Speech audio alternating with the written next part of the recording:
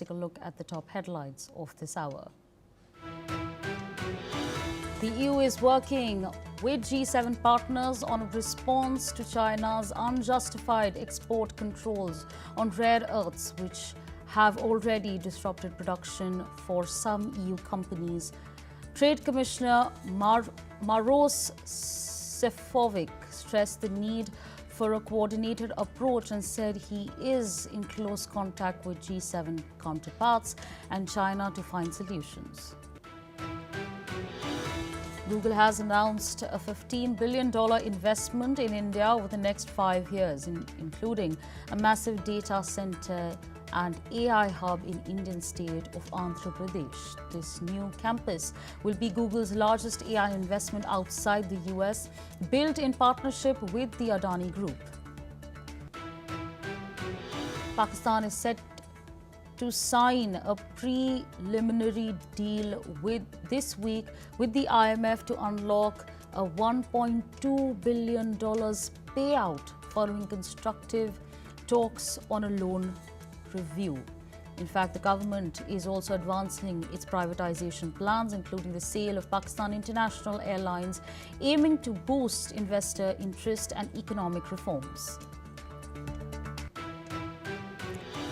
Deadly fire at a garment factory and chemical warehouse in Dhaka, Bangladesh killed at least 16 workers and injured 8 others. Authorities believe toxic gas inhalation was the cause of the fatalities, and the fire, which broke out on October 17, 2025, has been brought under control. US President Donald Trump will be visiting Malaysia on October 26th. Thai Foreign Minister has said that US President Trump is looking forward to witnessing a ceasefire deal between Southeast Asia neighbors Thailand and Cambodia. The Kremlin welcomes US President Donald Trump's focus on peace talks for Ukraine after the Gaza ceasefire and hopes he can push Kyiv towards a settlement. Meanwhile, Russia accuses Ukraine of stalling, while Ukraine says Russia's demands are like asking for surrender.